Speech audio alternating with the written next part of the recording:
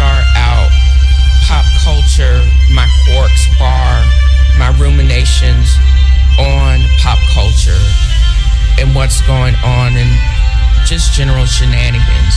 I hope to use this as a means to not just introduce the Quarks Bar popular culture segment of the podcast, but also anytime I have any shorts. I find this music to be uplifting, and I hope you find it uplifting. Join me on my journey of words and self-discovery. And thank you for listening.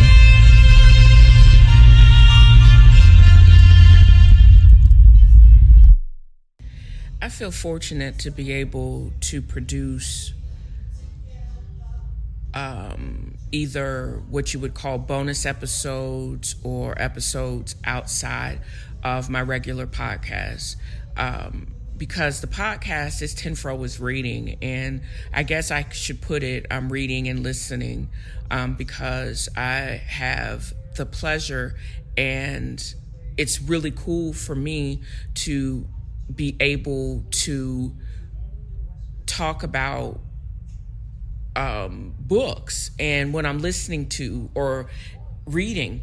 I'm going to make a concerted effort not to buy another book, but I do have a pretty cool Audible account that I can listen to most every book that is released. No, it doesn't take the place of the look and smell and the feel of books, but in this way, I still get to enjoy the written word in oral or recorded form.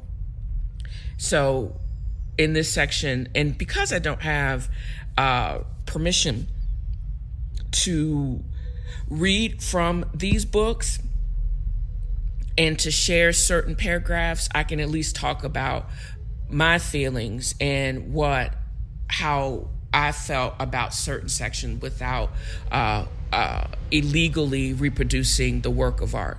So here is Tara Stringfellow's Memphis, the conclusion, and thank you for listening. So as I finish up and I'm listening to the acknowledgments of Tara Stringfellow's Memphis, I'm just stunned, or I'm just grateful to my ability to be allowed to create. I have the time and the inclination to just talk about what I like. That's one of the main reasons why I started the podcast.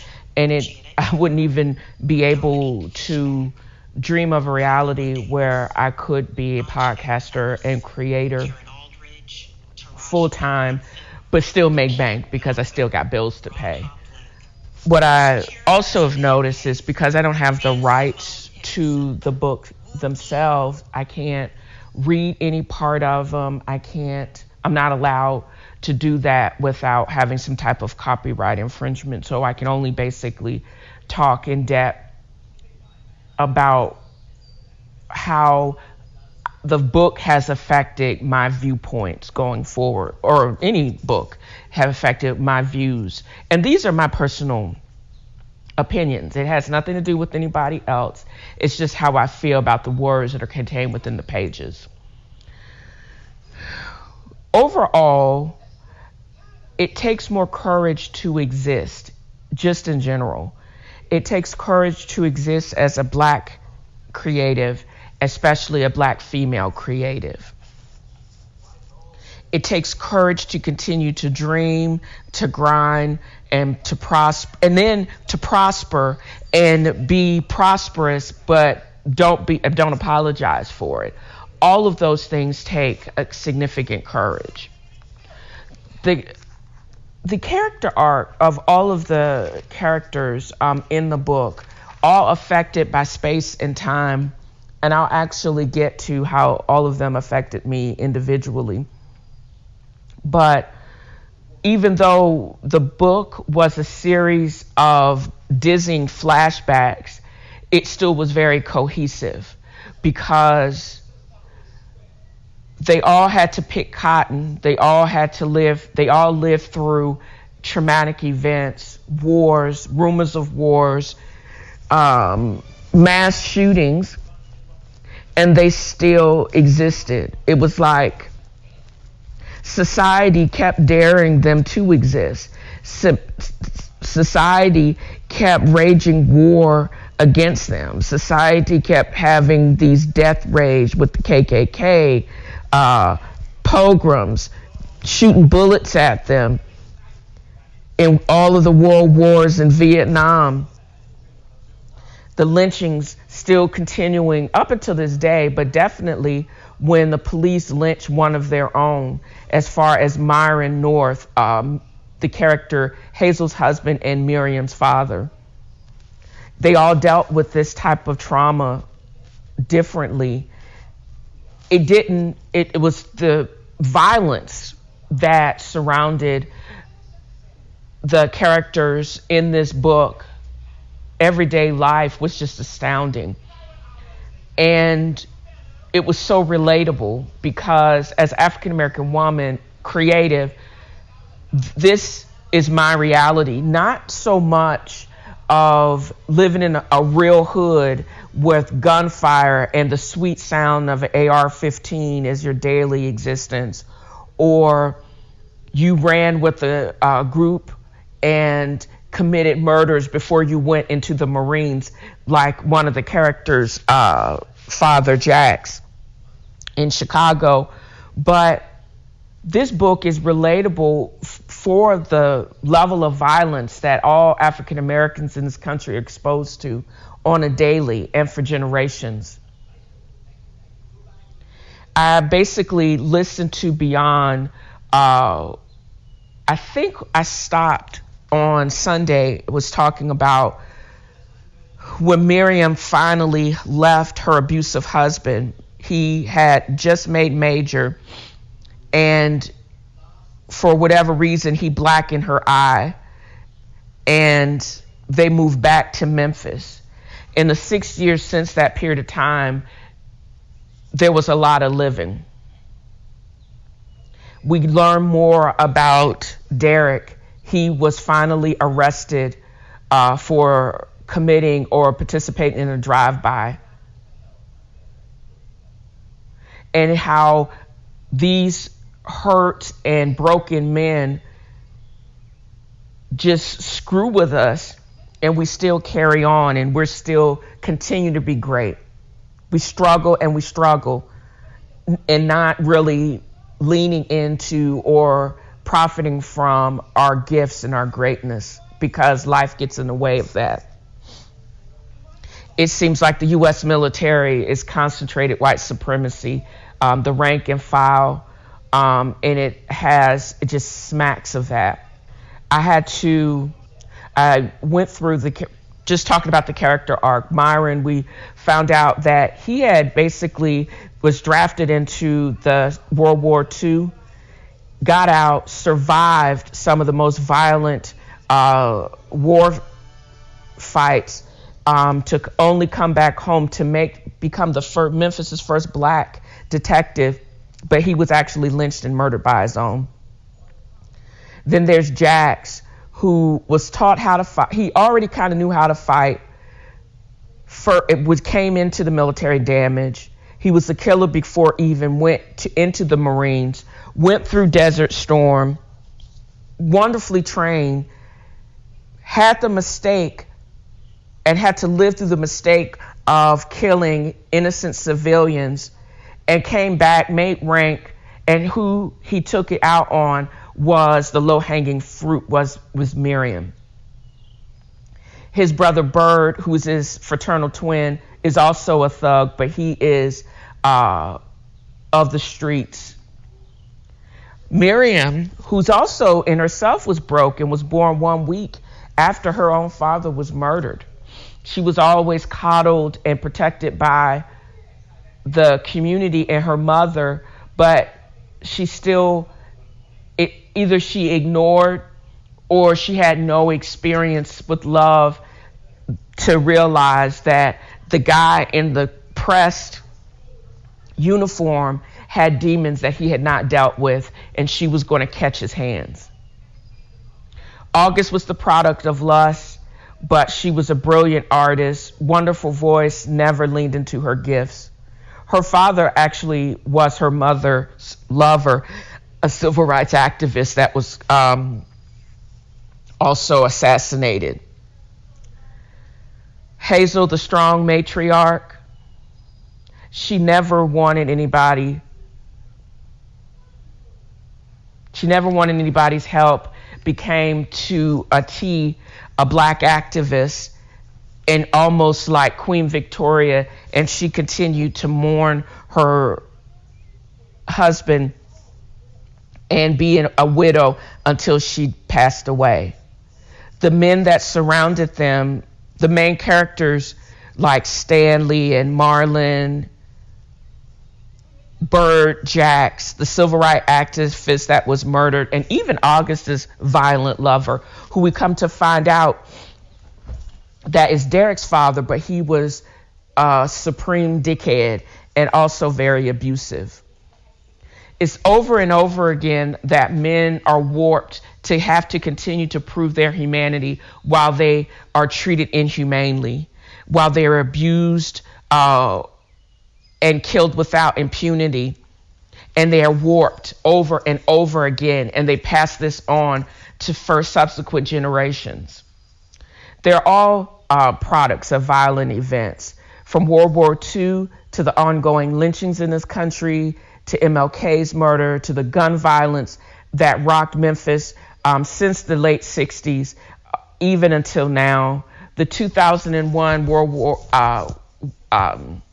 World Trade Center attacks and all the Gulf Wars, 1 and 2, Afghanistan, 20 years in that hellhole, and possibly now Korea and Ukraine. And after all this violence and hell and fear and domestic violence, Joan and Maya could now be allowed to lean into their gifts. And that's how the story ends, where Joan actually gets accepted into a prestigious artist fellowship in London.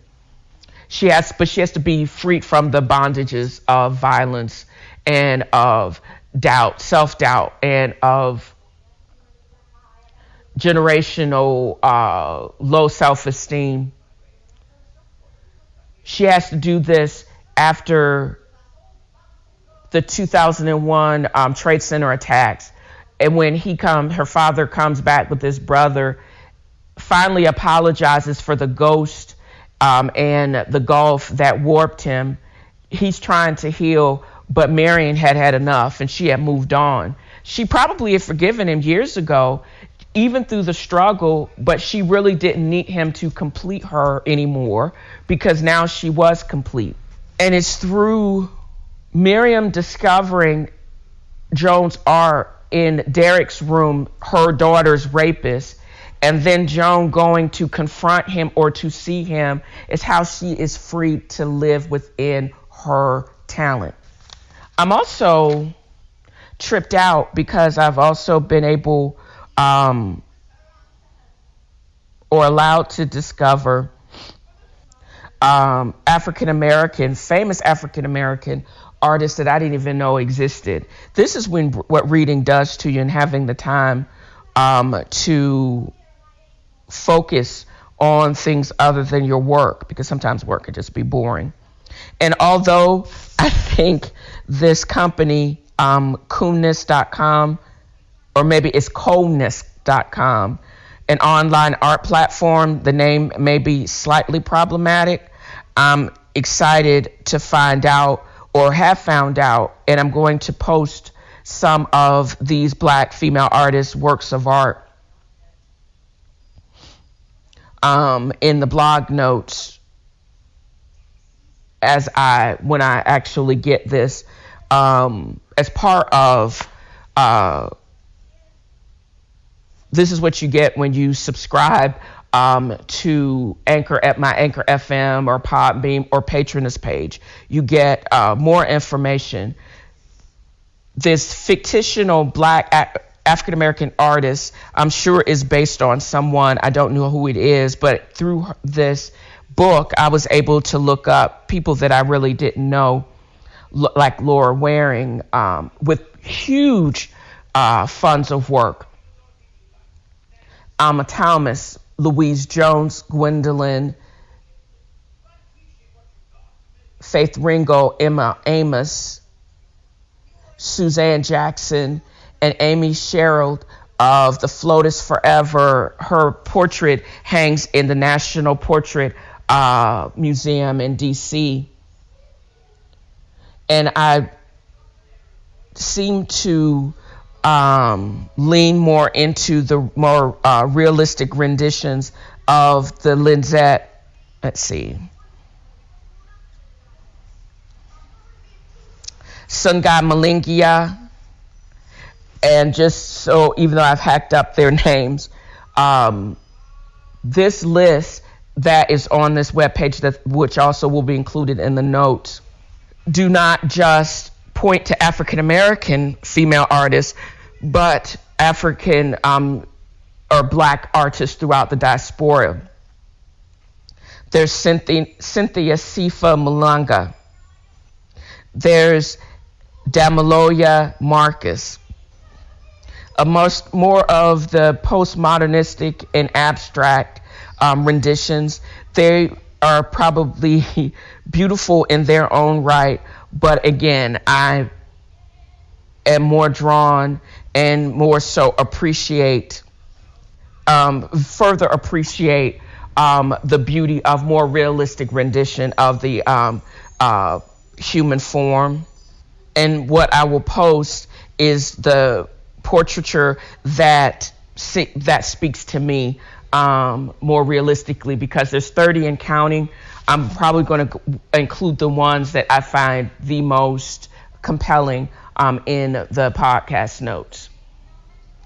And it seems that the character is just like anyone in real life. The more that you try to restrict them, the more they are determined to create. And it was like she had to create to push back the darkness that was her existence. And they asked the question, could Black women ever know freedom? Yes. When you are truly free to create beauty in whichever form, either through drawing, through painting, through whatever your profession is, being a podcaster, being a blogger, that's when you know true freedom. Because if you cannot not create, and also you get paid to create, that's true freedom right there. You're richer than you ever thought you could ever be. And richness to me is more than monetary gain. It is about a full freedom, the being able to exist and not apologize for it, and exist and be prosperous and never and don't apologize for it. That's true freedom to me, and I hope to encourage other people to pursue aggressively their passion and to create beauty in whichever form.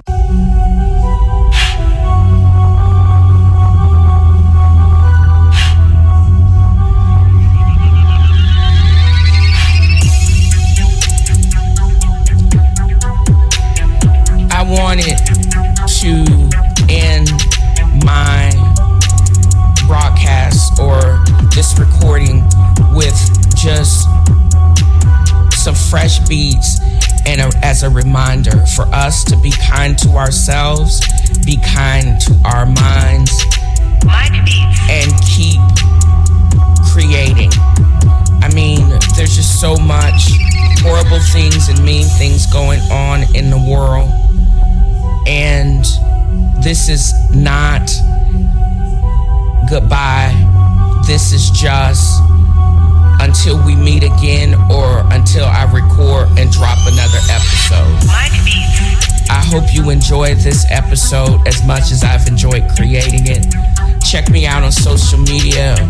TNFro is reading on Instagram, TV Fruit Wine Girl on Twitter, and TNFro is reading the book club. I hope to get into a better state of mind as we recover as a nation from just the tragic happenstance of the last several weeks. And again, I admonish you to be kind to yourself and be kind to others. action that you want to be. If you want kindness, give kindness, exude kindness, and just love yourself and love